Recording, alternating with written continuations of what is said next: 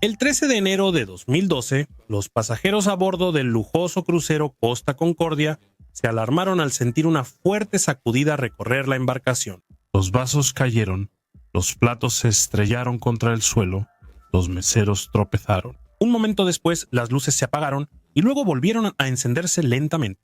Algo andaba mal. Muchos pasajeros estaban seguros de ello, más aún cuando sintieron una ligera inclinación en la cubierta bajo sus pies. Pero los anuncios continuos por altavoz insistían en que simplemente era una falla de energía, un incidente menor.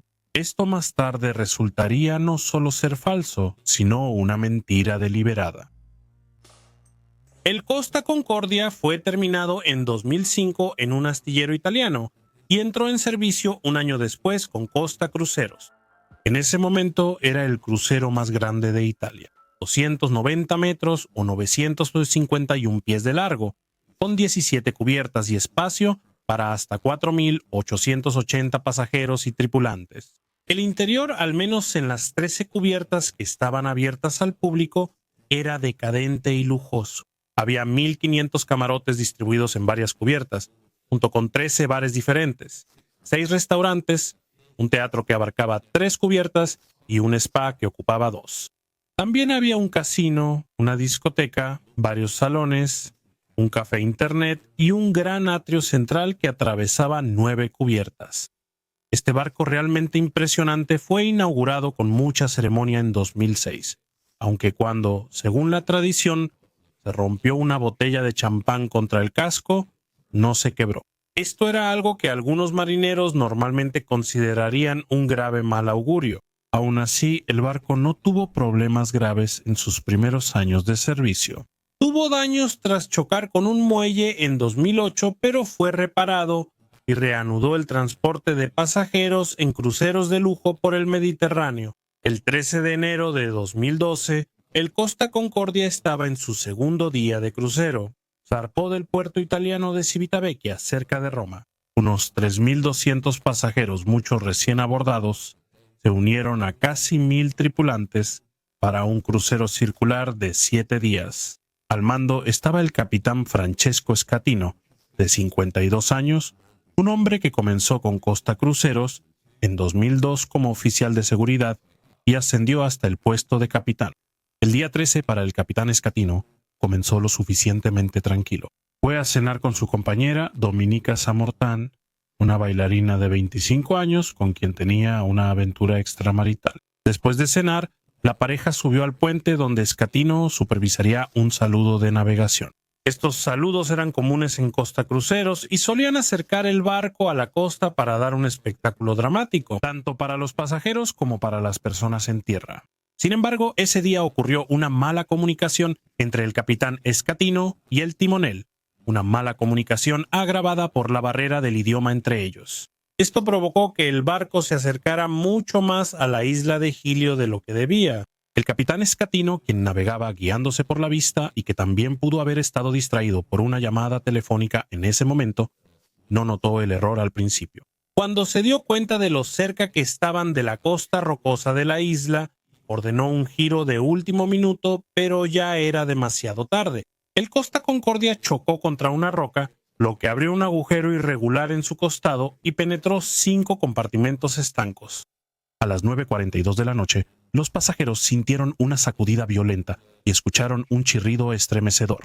Algunos sobrevivientes después lo compararon con un terremoto. La gente tropezó y cayó. Las sillas y mesas se volcaron en el comedor. La canción My Heart Will Go On de Celine Dion, más conocida por su inclusión en la banda sonora de la película Titanic, estaba sonando en ese momento, mientras los meseros dejaban caer las charolas y los platos caían al suelo. Las luces de todo el barco se apagaron, sumiendo a los pasajeros en la oscuridad durante casi un minuto hasta que se activó la fuente de energía de emergencia y se restableció la iluminación.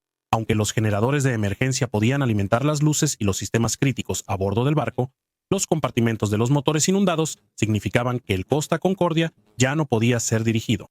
La embarcación quedó a la deriva, giró 180 grados y avanzó lentamente hacia la costa. Pronto encallaría en unas rocas no muy lejos de aquellas que habían abierto un agujero en su casco. Mientras el barco derivaba, la Guardia Costera italiana recibió llamadas de pasajeros en pánico. Una de las primeras llamadas, nada de arma respuesta indirecta. Un pasajero había llamado a un familiar, quien llamó a la policía, que a su vez llamó a la Guardia Costera. La Guardia Costera contactó directamente al Costa Concordia, pero les informaron que solo tenía una falla de energía, que no había ninguna emergencia, y que todo lo que necesitaban era un solo remolcador para llevarlos de regreso al puerto. Esto no era cierto. En el puente, el capitán Escatino estaba consciente de que el agua estaba inundando el barco, pero también estaba en negación sobre lo que había sucedido y desesperado por no causar pánico. Con la esperanza de que la situación aún pudiera salvarse, tomó la decisión deliberada de retrasar la notificación a la Guardia Costera y retrasar la evacuación del barco. Por esta razón, eran las 10:46 p.m., más de una hora después de la colisión, antes de que comenzara una respuesta coordinada de la Guardia Costera. Mientras tanto, a bordo del Costa Concordia, la inclinación del barco se volvía cada vez más severa. Los pasajeros estaban confundidos sobre a dónde ir. Esa mañana muchos abordaron y aún no se había hecho un simulacro de botes salvavidas. Incluso a aquellos que encontraron el camino a sus estaciones de reunión, se les dijo de manera firme y repetida que regresaran a sus camarotes y guardaran los chalecos salvavidas. Les dijeron que solo era un corte de energía, pero no era solo un corte de energía. El barco se estaba hundiendo. Finalmente, poco antes de las 11 de la noche, el Costa Concordia había encallado. En este punto, después de mucha deliberación, se dio la orden de abandonar el barco. Pero no fue sencillo. La fuerte inclinación del barco significaba que cualquier bote salvavidas de un lado del barco era inutilizable. Hubo escenas de pánico mientras los pasajeros luchaban por un lugar en los botes salvavidas que quedaban. En algunos lugares se pidió dar prioridad a mujeres y niños, una antigua costumbre marítima. Sin embargo, esto solo causó más confusión entre los pasajeros, ya que resultó en la separación de los grupos. En otros sitios, la tripulación llenó los botes salvavidas, pero no sabía bajarlos de forma segura, así que tuvo que vaciarlos nuevamente. Temiendo que el barco inestable pudiera volcarse por completo, muchos saltaron al agua y nadaron hasta la orilla.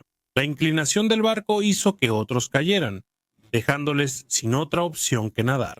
Francisco Cervell, de 71 años, y su esposa Nicole, de 61 solo, tenían un chaleco salvavidas entre ambos. Francisco insistió en que su esposa lo usara, ya que ella no sabía nadar. Ambos saltaron al agua. Nicole llegó a las rocas cercanas. Francisco no lo logró y falleció en el agua. Había tan pocos botes salvavidas que los que estaban en uso llevaban pasajeros a la orilla y luego regresaban al naufragio para recoger a más sobrevivientes. Algunos rescatistas usaron estos botes que regresaban para llegar hasta el barco varado. De esta manera, el vicealcalde de Giglio, Mario Pellegrini, subió a la Costa Concordia. Localizó a miembros de la tripulación que le dijeron que nadie estaba a cargo. Sin otra opción, Mario comenzó a ayudar él mismo con la evacuación. A las 12:15 de la noche, el barco se movió sobre las rocas, inclinándose dramáticamente hacia un lado. Muchas personas cayeron. Las cubiertas se convirtieron en resbaladillas traicioneras. Los pasillos se volvieron ejes verticales. El agua inundó el barco mientras la mitad quedaba sumergida, corriendo por habitaciones y pasillos. Cuando los helicópteros comenzaron a llegar poco después, vieron a cientos de personas reunidas en el costado del barco volcado, convergiendo en una sola y frágil escalera de cuerda tendida sobre el casco. Para muchos de los que quedaron varados a bordo, esta era la única forma segura de bajar a los numerosos botes que ahora esperaban para rescatarlos. Con esfuerzo, los sobrevivientes descendían por la escalera o eran rescatados del casco por helicópteros. Fueron transportados a tierra, donde rápidamente se les alojó en hoteles y en las casas de los residentes locales.